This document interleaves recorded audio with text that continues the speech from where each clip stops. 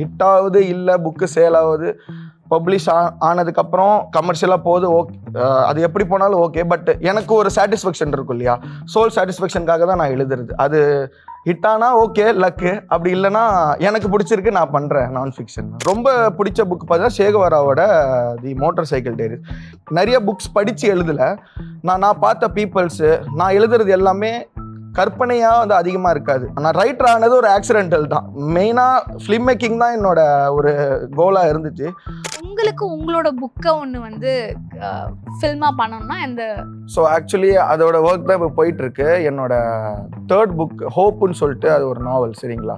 So அதை தான் இப்போ நாங்கள் ஃபிலிமாக பண்ணுறதுக்காக லைக் எங்ககிட்ட ஒரு ரைட்டர்ஸ் டீம், நான் எழுதியிருந்தாலுமே அது ஸ்க்ரீன் அடாப்டேஷன் பண்ணும்போது அது ப்ராப்பராக பண்ணணும்னு சொல்லிட்டு ஸோ அதோட ஒர்க்ஸ் போயிட்டுருக்கு. நான் எழுதும் போது நான் என்ன வேணாலும் எழுதுவேன். அதுவே நான் இப்போ லைக் விஷுவலாக நான் எடுக்கணும் அப்படின்றப்போ எடுக்க வேண்டியது எல்லாமே எடுத்துக்கிட்டு எது கட் பண்ண வேண்டியதோ, ஏன்னா உங்களுக்கே தெரியும் நம்ம எல்லாத்தையுமே எடுத்து ரிலீஸ் பண்ணிட்டு இருக்க முடியாது. நீங்க பண்ண டாக்குமெண்ட்ரிஸ் பத்தி சொல்ல முடியும்? ஸ்ரீலங்கால இருந்து வந்து அந்த போர் சூழ்நிலை அப்போ வந்து அவங்க எல்லாத்தையும் ஒரு கேம்ப்ல தங்க வைக்கிறாங்க. அந்த கேம்புக்குள்ள நினைச்ச உடனே போயிட முடியாது.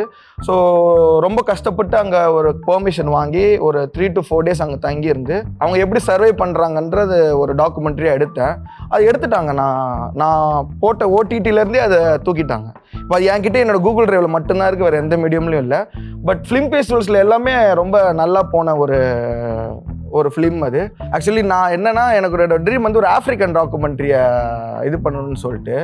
ஸோ பெர்மிஷன்ஸ் கிடைக்கல, இருந்தால் நான் பண்ண வேண்டியது லைக் கென்யாவில் வந்து ஒரு ஸ்லம்மு. ஸோ அதை பற்றின ஒரு ஃபிலிமை டாக்குமெண்ட் பண்ணணும்னு சொல்லிட்டு எனக்கு ரொம்ப நாள் ஆசை. இப்போ நான் நெக்ஸ்ட் எழுத போகிற புக் வந்து முழுக்க ஒரு குடிகாரனை பற்றி எழுதலான்னு சொல்லிட்டு அவருக்கு சரக்கு வாங்கி கொடுத்து எல்லாத்தையும் உட்காந்து கேட்கறது தான், நம்ம எல்லாமே நோட்ஸ் எடுக்கிறது தான். அவர் ஃபுல்லாக நான் வந்து 1 மணி நேரம் தான் பேசணும்னு நினச்சேன். அவர் காலை 12 மணிக்கு ஆரம்பிச்சு நைட்டு பார் முடிகிற வரைக்கும் அங்கே உட்காந்து பேசிகிட்டு இருந்தார். ஸோ அவரோட கதை தான் அடுத்து எழுதலான் இருக்கேன். நான் வருஷத்தில் ஒரு 25 நாள்லேருந்து 30 நாள் காணாமல் போயிடுவேன். நான் எனக்கு லைக் நான் ஒரு 2 days அப்புறம் தான் முன்னாடி தான் தெரியும் நான் எங்கே போகிறேன்னு சொல்லிட்டு. ஸோ இன்னைக்கு நம்ம கூட director, writer and neuro physiotherapist இருக்காங்க. நிறைய பண்ணுறீங்க sir. How to you do it? And இப்போ we are going to talk about your book தான். பட் அதுக்கு முன்னாடி இவ்வளோ விஷயங்கள் வந்து நீங்கள் மிக்ஸ்டாக பண்ணுறப்போ how does it feel and how do you do it? இதுக்குன்னு தனியாக லைக் டைம் ஒதுக்கிறது கிடையாது. ஸோ என்னோட ப்ரொஃபஷன் அண்ட் பேஷன் ரெண்டுத்தையுமே நான் பேரலாக ஹேண்டில் பண்ணிக்கிட்டு இருக்கேன். ஸோ ஈவன் தான் என்னோட ப்ரொஃபஷன் வந்து நியூரோ ஃபிசியோதெரபிஸ்டாக இருந்தாலுமே லைக் எனக்கு சின்ன வயசுலேருந்தே இந்த ஸ்டோரி டெல்லிங், இந்த கதை சொல்கிறது, கதை எழுதுறதுல வந்து எனக்கு நிறைய இன்ட்ரெஸ்ட்டு. ஸோ எனக்குள்ளே இருக்கிற கதைகள், நான் பார்த்த கதைகளை நான் எப்படி சொல்கிறதுன்னு தெரியாமல் இருக்கும் போது தான் சரி நம்ம எழுதலாம், லைக் புக்கை பப்ளிஷ் பண்ணலான்னு சொல்லிட்டு எனக்கு ஐடியா வந்து நான் 2019 என்னோட ஃபர்ஸ்ட் புக்கை பப்ளிஷ் பண்ணேன். ஸோ அப்போலேருந்து இப்போ வரைக்கும் ஒரு இடைப்பட்ட காலத்தில் ஒரு 4 புக்கு எழுதியிருக்கேன். ஸோ அப்கமிங்காக என்னோட ஃபர்ஸ்ட் புக்கோட 2nd வால்யூம் தி இன்க்ரெடிபிள் ஜர்னி வால்யூம் 2 வந்து இப்போ ரிலீஸ் ஆகிறதுக்காக வெயிட் பண்ணிட்டு இருக்கு. Super sir. அண்ட் அந்த புக் நீங்கள் ஃபஸ்ட்டு எழுதினப்போ ஒரு ரெஸ்பான்ஸ் இருக்கும்ல, அதுக்கப்புறம் இப்போ யாராவது உங்கள்கிட்ட வந்து கேட்பாங்களா? அதுக்கப்புறம் அது நீங்கள் சொன்னீங்க அது அப்படி முடிஞ்ச மாதிரி இருக்கும், அதுக்கப்புறம் ஒரு கதை இருக்கிற மாதிரி தான் நான் முடிச்சேன்னு, அது மாதிரி கேட்பாங்களா உங்ககிட்ட? இல்லை, ஃபர்ஸ்ட் புக் வந்து லைக் நான் என்ன ப்ரூவ் பண்ணிக்கிறதுக்காக லைக் எனக்குன்னு ஒரு அடையாளத்தை தேடிக்கிறதுக்காக ஸோ நம்ம இதில் ஜெயிச்சிடணும்னு சொல்லி எழுதின புக்கு. ஸோ அதுக்கப்புறம் நான் ஒன்று எழுதின புக்கெலாம் லைக் எனக்கு உண்மையாக இருக்கணும், என் கதைகளுக்கு உண்மையாக இருக்கணும்னு சொல்லிட்டு எழுதுகிற புக். இவ்வளோ நாள் எழுதினது தான். ஃபர்ஸ்ட் புக் வந்து லைக் அது ஒரு கட்டத்தில் அப்படியே நின்று இருக்கும். ஸோ அவனுக்கே தெரியாது அது லைக் அவன் அந்த நெக்ஸ்ட் ஸ்டேஜ் என்ன போகுதுன்னு சொல்லி அவனுக்கும் தெரியாது, எழுதின எனக்குமே தெரியாது. நானுமே அதுக்காக வெயிட் பண்ணிக்கிட்டு இருந்தேன். ஸோ நெக்ஸ்ட் என்ன ஆகுன்னு சொல்லிட்டு அது தெரிஞ்சுக்கிறதுக்காக எனக்கு ஒரு 4-5 வருஷம் தேவைப்பட்டுச்சு. ஸோ அந்த 5 வருஷம் கழிச்சு எனக்கான கதையை நானே தேடிக்கிட்டேன். ஸோ இப்போ எழுதலான்னு சொல்லிட்டு எழுதுனது தான். அதுக்கப்புறம் நடந்த இந்த கதைகள் எல்லாமே கோர்த்து இப்போ 2nd வால்யூமா வருது. ஸோ அந்த ஃபர்ஸ்ட் புக் நீங்க எழுதுறதுக்கு உங்களை நீங்க ப்ரூவ் பண்ணணும்ன்றது போலன்ற மாதிரி உங்களுக்கு இப்போ ரைட்டர்ஸ்னு எடுக்கிறப்போ யாரெல்லாம் உங்களுக்கு வந்து இன்ஸ்பயர் பண்ணாங்க எழுதுறதுக்கு? பிகாஸ் நீங்கள் ஸ்டோரி டெல்லிங் பிடிக்கும்னு தெரியும், பட் அதுக்கும் இப்போ தனியாக இருக்காங்க, ஒரு புக்ஸ் எடுத்து அதை ஸ்டோரி டெல் பண்ணுற மாதிரியும் ப்ரொஃபஷன்ஸ் இப்போ இருக்குது. பட் ரைட்டர் ஆகணுன்றதுல ஒரு இன்ஸ்பிரேஷன் இருந்திருக்கும்ல, அது என்ன? ஆக்சுவலி உண்மையாக சொல்ல போனால் லைக் நான் அதிகமாக படிக்க மாட்டேன். அதுதான் நான் அது சொல்கிறதுக்கு வைக்கப்படலை. ஸோ நான் அதிகமாக படிக்க மாட்டேன். நான் கை என்ற அளவுக்கு தான் புக்ஸ் படிச்சிருக்கேன். எனக்கு ரொம்ப பிடிச்ச புக்ஸ் பார்த்தீங்கன்னா ஒயிட் நைட்ஸ், டாஸ்டாவ்ஸ்கியோட ஒயிட் நைட்ஸு. அப்புறம் சேகவாராவத மோட்டார் சைக்கிள் டைரிஸ். எனக்கு அது அந்த மோட்டார் சைக்கிள் டைரிஸ்ன்ற புக்கு நான் லைக் படிச்சதுக்கு அது ஃபிலிமாவும் வந்திருக்கு. அந்த புக்கை படிச்சதுக்கு அப்புறம் தான் எனக்கு அந்த டிராவல் பண்ணணும்னு சொல்லிட்டு அந்த ஒரு ஸ்பார்க் அதுல இருந்து ஆரம்பிச்சிச்சு. அதுக்கப்புறம் இன்டு த வைல்டு அது படமாவும் வந்திருக்கு, லைக் அது புக்காவும் இருக்கு. என்ன ரொம்ப பிடிச்ச புக் பார்த்தா சேகவாராவோட தி மோட்டார் சைக்கிள் டைரிஸ். என்னை பொறுத்த வரைக்கும் என்னன்னா, நான் என்னோட ஒப்பீனியன் லைக் அதிகமா படிக்கிறோம், அதிகமா இருக்கணும், நம்ம லைக் படிச்சுட்டே தான் இருக்க முடியும் தவிர எழுத முடியாதோன்னு சொல்லிட்டு அது எனக்கு ஒரு இது. ஸோ நான் வந்து நிறைய புக்ஸ் படிச்சு எழுதல. நான் பார்த்த பீப்புள்ஸ் நான் எழுதுறது எல்லாமே கற்பனையா வந்து அதிகமா இருக்காது, நான் ஃபிக்ஷனல் தான். நான் சந்திச்ச மனிதர்கள், நான் டிராவல்ல பார்க்குற மனிதர்கள், ஸோ இவங்க எல்லாமே அப்சர்வ் பண்ணி லைக் நான் அப்பப்போ சின்ன சின்ன நோட்ஸ் எடுத்துப்பேன். ஸோ ஏதாச்சும் கதை தேவைப்படும் போது நான் பார்த்த மனிதர்கள் என்னோட மைண்ட்ல இருப்பாங்க. ஸோ அவங்கள நினச்சி நான் எழுதின கதைகள் தான் எல்லாமே. நான் இது வரைக்குமே எழுதின கேரக்டர்ஸ் எல்லாமே நான் ரியல் லைஃப்ல பார்த்த கேரக்டர்ஸ் தவிர்த்து நான் கற்பனையாக எழுதுனது எதுவுமே கிடையாது. ஸோ நான் வெக்கப்படலை, நான் அதிகமாக படித்தது கிடையாது, 1-2 படிச்சிருக்கேன். நான் ரைட்டர் ஆனது ஒரு ஆக்சிடென்டல் தான். மெயினாக ஃபிலிம் மேக்கிங் தான் என்னோட ஒரு கோலாக இருந்துச்சு. ஸோ நம்ம அது யோசிச்சுக்கிட்டே இருக்க முடியாது. எனக்குள்ள ஒரு கதைகளை நான் எந்த மீடியம்லையாச்சும் வெளியில் சொல்லணும். நான் ஃபிலிம் மேக்கிங் பண்ணணும்னு நினச்சிக்கிட்டே இருந்தேன்னா லைக் டைம் போய்கிட்டே இருக்கும். நான் அந்த ஒரு இருக்கிற கதைகளை நம்ம வேஸ்ட் பண்ணக்கூடாது, சொல்லணுன்ற ஒரு மீடியத்துக்காக தான் நான் புக்ஸாக நான் அதை பப்ளிஷ் பண்ண ஆரம்பிச்சேன். அண்ட் சில பேர் சொல்லுவாங்கல்ல, இப்போ it's easy to read a fiction book. Fiction book sale ஆகுறதுமே ஈஸி. இப்போ நாட் லைக் ரொம்ப easy, but it's easy to அந்த ஆடியன்ஸ்ன்ற மாதிரி வியூவர்ஸ்க்கு அப்படி இருக்கும். நான் ஃபிக்ஷன் எழுதுறதும் கஷ்டம், அது வந்து சேல் ஆகிறதும் ஒரு டாஸ்க் தான். Because they'll see who is the author.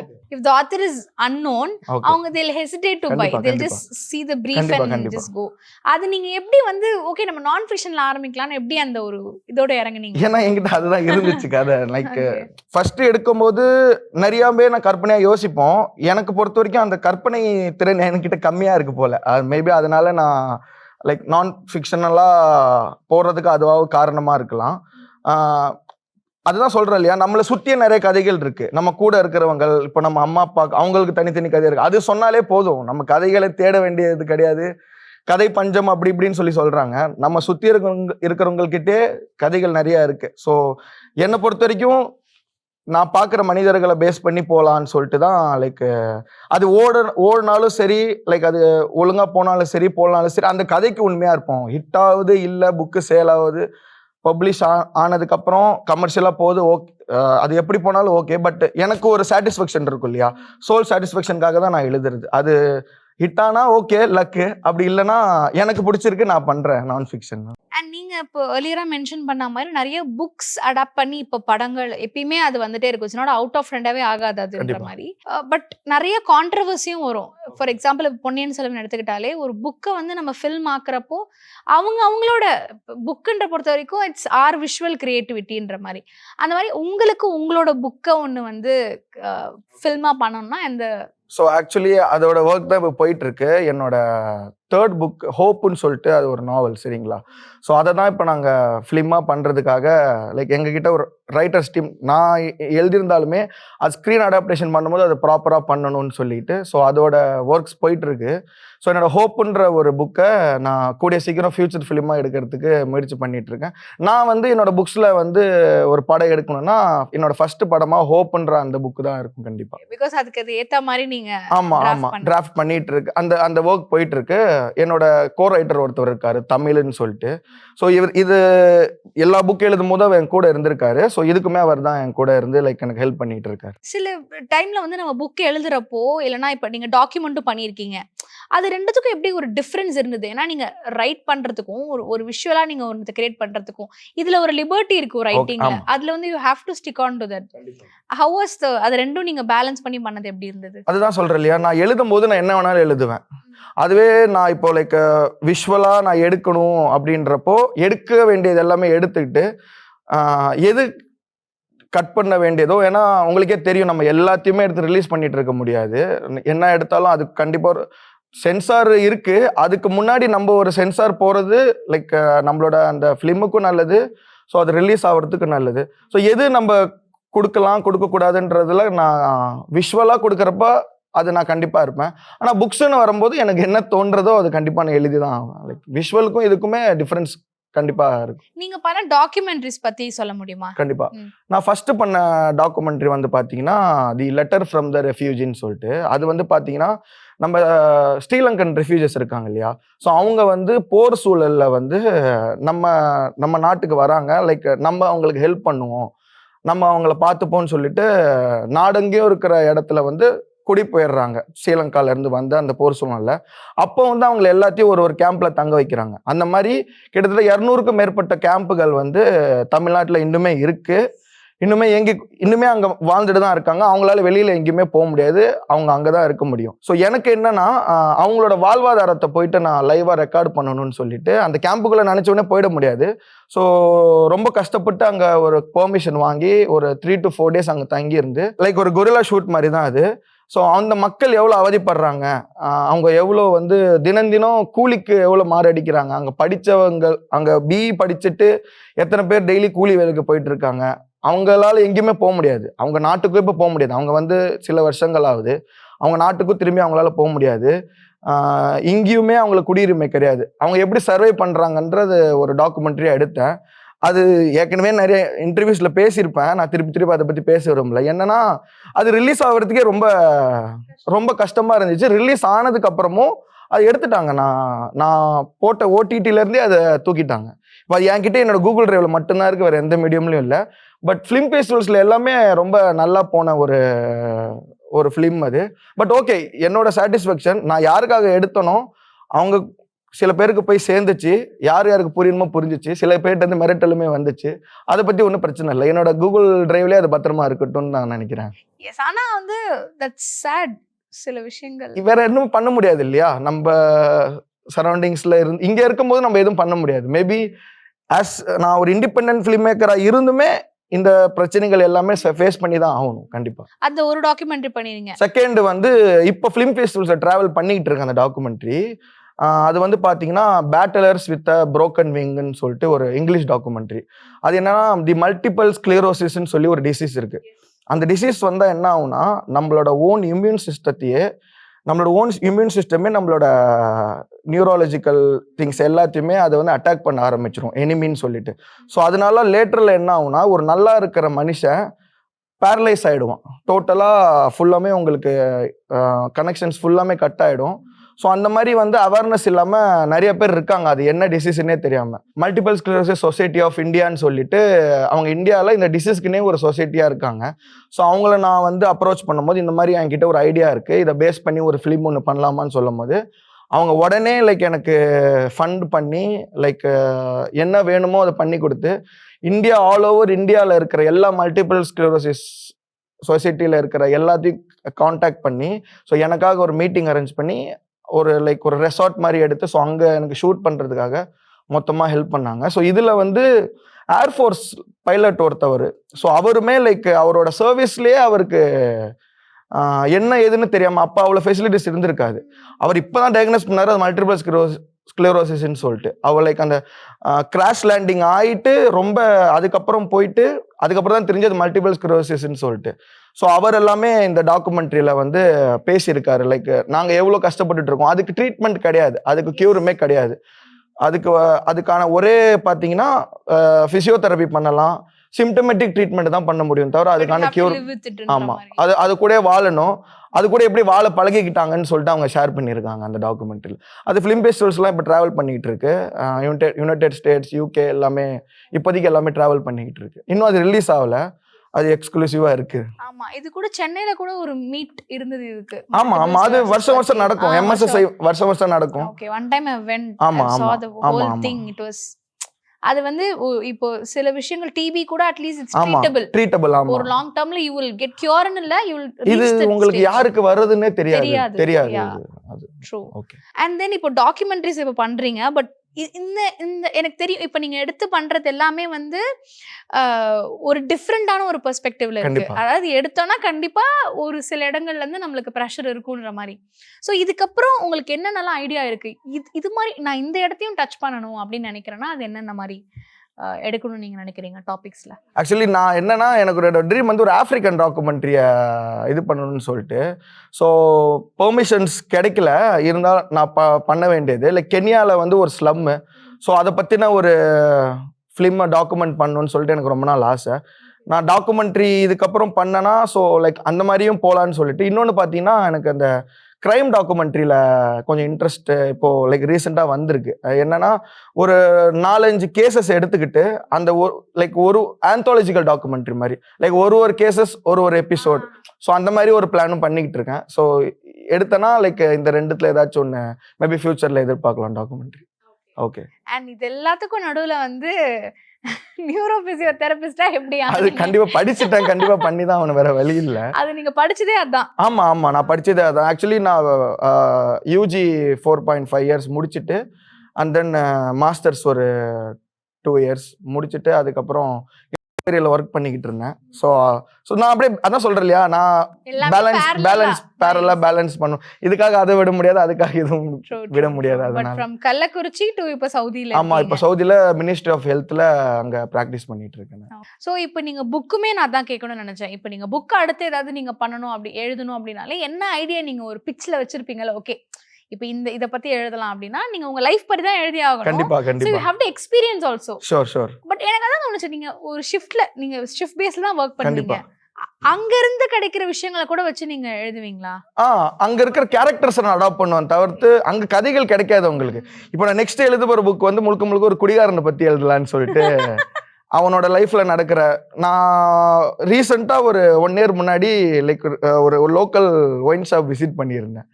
So அங்க ஒருத்தவரோட கேரக்டர் எனக்கு ரொம்ப பிடிச்சிருந்துச்சு. இப்போ அவரோட தான் இப்போ நான் எழுதலான்னு சொல்லிட்டு முழுக்க ஒரு குடிகாரோட கதை. அவன் எப்படி குடிகாரனா மாறுறான், எப்படி குடிகாரனா வாழ்ந்துட்டு இருக்கான். அவருக்கு சரக்கு வாங்கி கொடுத்து எல்லாத்தையும் உட்காந்து கேட்கறது தான், நம்ம எல்லாமே நோட்ஸ் எடுக்கிறது தான். அவர் ஃபுல்லா நான் வந்து 1 மணி நேரம் தான் பேசணும்னு நினைச்சேன். அவர் காலை 12 மணிக்கு ஆரம்பிச்சு நைட்டு பார் முடிகிற வரைக்கும் அங்கே கூட உட்காந்து பேசிட்டு இருந்தாரு. ஸோ அவரோட கதை தான் அடுத்து எழுதலான்னு இருக்கேன். Okay, interesting. என்ன நீங்க ஆப்பிரிக்கன் கென்யா சொல்றீங்க திடீர்னு? அதுதானே சொல்றேன், நமக்கு சுத்தி கதைகள் இருக்கும்போது நம்ம எதுக்கு கவலைப்படணும்? கதைகளுக்கு பஞ்சம் இல்ல. Yes, coming to the film making. என்ன நீங்க ஒரு ஃபில்ம் பண்ணணும்னா எப்போ பண்ணுவீங்க அண்ட் எந்த டாபிக்ல இல்லைன்னா எந்த ஒரு ஜான்ரால இருக்கும் படம்? அதுதான் சொல்றேன் இல்லையா, நான் ஃபர்ஸ்ட் பண்ற படம் என்னோட இந்த புக்கு தான் இருக்கும். ஆமா, புக்கா தான் இருக்கும். நான் எழுதின கதை தான் ஹோப். ஸோ அது வந்து அதுவும் ஒரு நான் ஃபிக்ஷன் தான், சரிங்களா? அது எப்படி இருக்குன்னா, ஒருத்தவனோட வழி அவனுக்கு ஒன்று ஆகுது.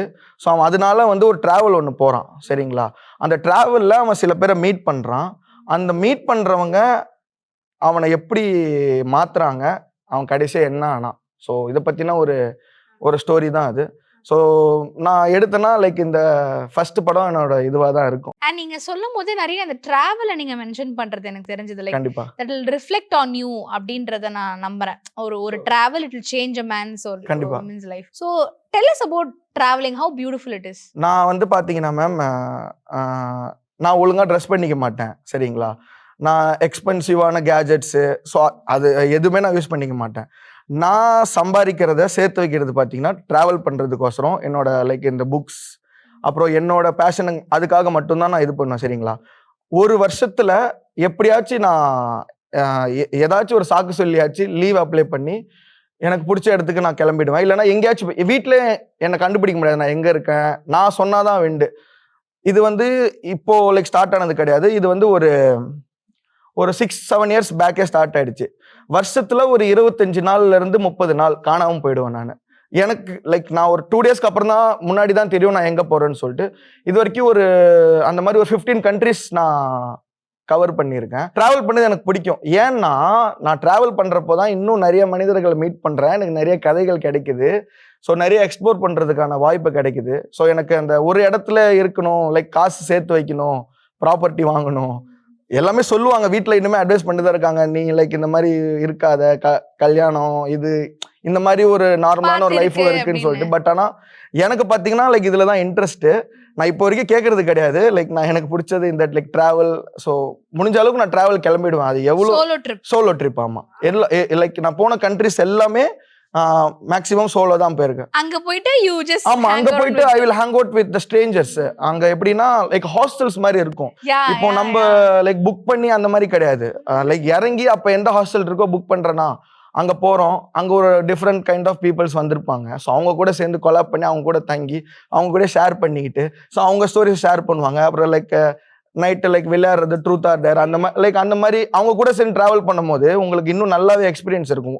லைக் ஒரு ஒரு 5 கண்ட்ரில இருக்கிறவனுக்கு 5 மைண்ட் செட், ஒரு மைண்ட் செட் இருக்கும். ஒரு ஆமா பெர்ஸ்பெக்டிவ் ஆன் ஆமா, லைஃப். நீங்க ஒரு ரெஸ்டாரண்ட் போனா கூட ஒருத்தன் ஒரு ஃபுட் ஆர்டர் பண்ணுவான் அவனுக்கு பிடிச்சத. ஸோ அதுலயுமே உங்களுக்கு ஸ்டோரி இருக்கும். ஒரு சாப்பிட்றதுல இருந்து ஒரு சுத்துற வரைக்குமே உங்களுக்கு எல்லாத்துலயுமே உங்களுக்கு ஒரு சுவாரஸ்யமா இருக்குன்றதுனால நான் தனியா டிராவல் பண்ணுவேன். ஸோ லைஃப்ல வந்து நடக்கிறத வச்சு எழுதுறதுனால கேட்குறேன். அப்ரிங்கிங்கா இருக்கட்டும், இல்லைன்னா ஒரு பேரண்ட்ஸ் growth, அது ஒரு பிளேஸ் அ மேஜர் ரோல்ல. அவங்களுக்கு ஒரு சப்போர்ட் இருக்கும். அந்த ஃபேமிலியோட சப்போர்ட்னு ஒன்று இருக்குல்ல, யார் அந்த சப்போர்ட் சிஸ்டம் உங்களுக்கு? ஆக்சுவலி ஃபேமிலி சைடு எல்லாருக்குமே தெரியும்.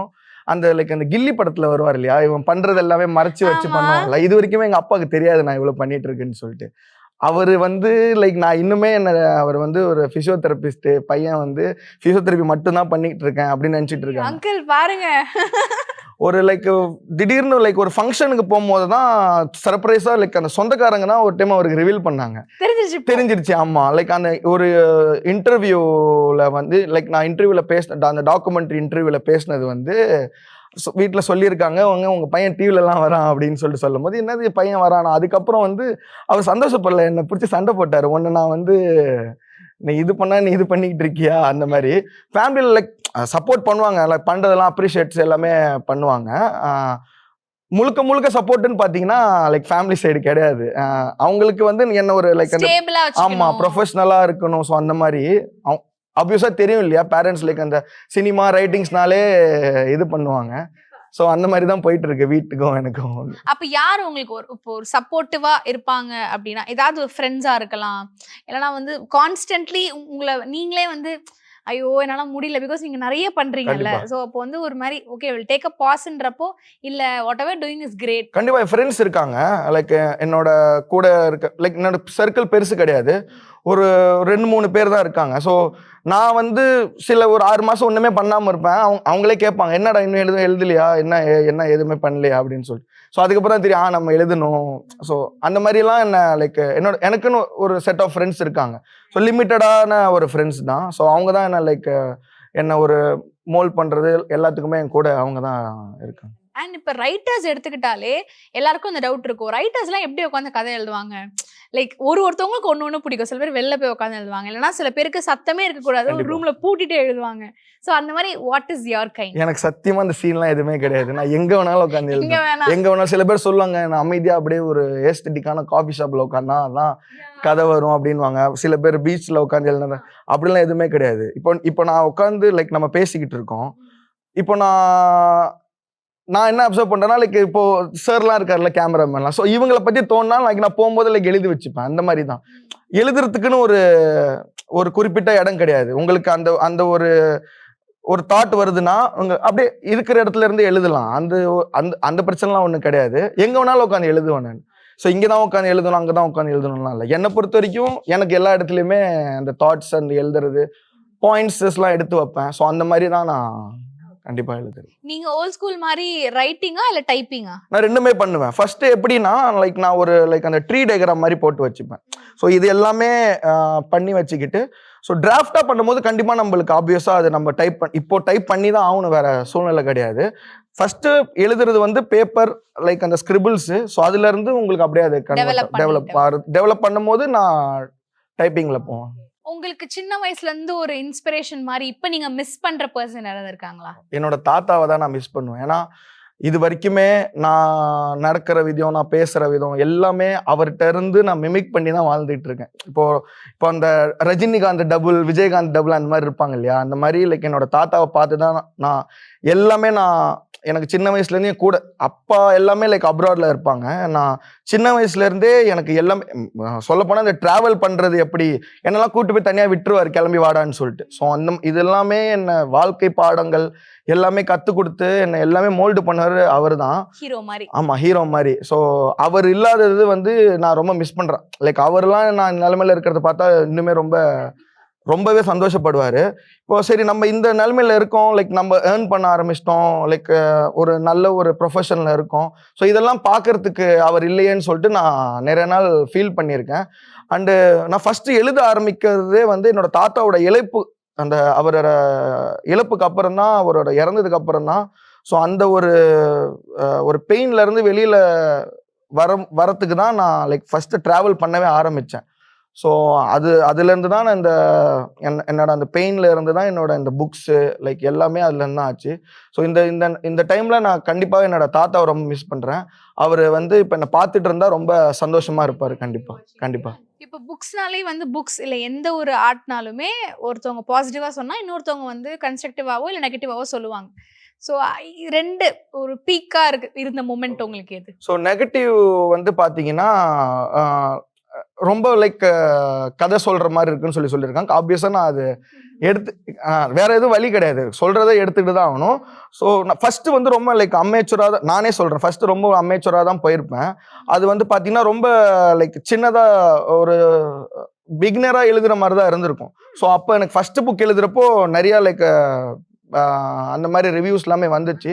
ஸோ அது எல்லாமே நான் எடுத்துக்கிட்டேன். நம்ம எடுத்துக்கிட்டு தான் ஆகணும். இல்லை நான் வந்து ஒரு பெரிய ஞானி, நான் வந்து ஒரு லிட்ரேச்சர் சொன்னால் அது வேலைக்கு ஆகாது. எடுத்துக்கிட்டு லைக் அது எப்படி அதுக்கப்புறம் அது எப்படி கரெக்ட் பண்ணணுமோ நான் கரெக்ட் பண்ணி லைக் என்னால் முடிஞ்ச அளவுக்கு என்னோட பெஸ்ட்டை நான் கண்டிப்பாக நான் கொடுத்துருக்கேன். ஒரு ரிவ்யூன்னு சொல்லும் போது லைக் ஒரு பையன் வந்து லைக் என்னோட புக்கை படிச்சுட்டு அவனுக்கு ட்ராவல் போகணுன்னு சொல்லிட்டு அவன் பிரேக்கப்பில் இருந்திருக்கான் போல. லைக் அவன் ட்ராவல் போகணுன்னு சொல்லிட்டு அவன் போயிட்டு வந்து இப்போ வாழ்க்கையில் நல்லா இருக்கான். என்னெல்லாம் ஒரு இன்ஸ்பிரேஷனாக எடுத்து வாழ்ந்துட்டு இருக்கான் அவன். ஸோ இதெல்லாமே எனக்கு கொஞ்சம் ஒரு நல்ல ஒரு ஃபீல் கொடுக்கும். நம்ம இன்னும் எழுதணும்னு சொல்லிட்டு ஒரு ஸ்ட்ரென்த் கொடுக்கும். அந்த மாதிரி ஒரு கண்டிப்பாக ஒரு 2 பேருக்கு உதவியாக இருந்தால் கூட எனக்கு போதும் நான் எழுதுறது. இப்போ நீங்கள் இப்போ ஒரு 4 புக்ஸ் பண்ணியிருக்கீங்க, இப்போ ஆன் தி வே வருது. ஸோ இது எல்லாமே டெடிகேட் பண்ணணும் அப்படின்னா நீங்கள் யாருக்கு பண்ணுவீங்க ஆல் தீஸ் புக்ஸ்? ஸோ இந்த புக்கு வந்து யாருக்காகனா, சில பேர் வழியில் இருக்கிறவங்களுக்காக, சில பேர் இன்னுமே லைக் ஒரு காதல்ல இருந்து மீள முடியாத இருப்பாங்க. ஸோ அவங்களுக்காக, சில பேர் வாழ்க்கையில் வந்து சில ஸ்பெஷல் பர்சனை மிஸ் பண்ணிட்டு ஏங்கிட்டு இருப்பாங்க. இந்த புக் அவங்களுக்காக நான் டெடிகேட் பண்ணுவேன். அதுக்கப்புறம் பார்த்தீங்கன்னா, ஒரு அடிக்ஷனுக்குள்ளே இருந்து வெளியில் வராமல், இதுலேருந்து எப்படின்னா நம்ம வெளியில் வரணும்னு தெரியாமல் நிறையா பேர் இன்னுமே அதுக்குள்ளேயே அவங்க வாழ்க்கையை முடிச்சுக்கிட்டு இருப்பாங்க. ஸோ அவங்களுக்காக டெடிகேட் பண்ணுவேன். ஒரு ஃபெயிலியர்லேருந்து எப்படி மீள்றதுன்னு தெரியாமல் லைக் சுற்றி எப்படியே வந்துட்டு இருக்கிறோம், அவங்களுக்காக டெடிகேட் பண்ணுவேன். அண்ட் தென் ஒரு டாக்ஸிக்கான ரிலேஷன்ஷிப்பில் இருந்துக்கிட்டு ஸோ அவங்களையுமே அவங்க அழிச்சிக்கிட்டு, அந்த ரிலேஷன்ஷிப்பில் இருக்கிறவங்களையுமே அழிச்சிக்கிட்டு, அதுலேருந்து வெளியில் வர முடியாமல் ஒரு ட்ராப்பில் இருக்கிறவங்க எப்படி வெளியில் வரணும்னு தெரிகிறவங்களுக்குமே இந்த புக்கு ஒரு ஹெல்ப்ஃபுல்லாக இருக்கும்னு எனக்கு தோணுது. ஸோ இவங்க எல்லாத்துக்குமான ஒரு ரெமிடியா இருக்கும்னு நான் நம்புறேன். கண்டிப்பா. Congrats on the book. Thank you. அது ஒரு பெரிய வரவேற்பு. எங்க சார்பா SS மியூசிக் சார்பா நாங்க வாழ்த்துறோம். Thank you ma'am. Thank you so much.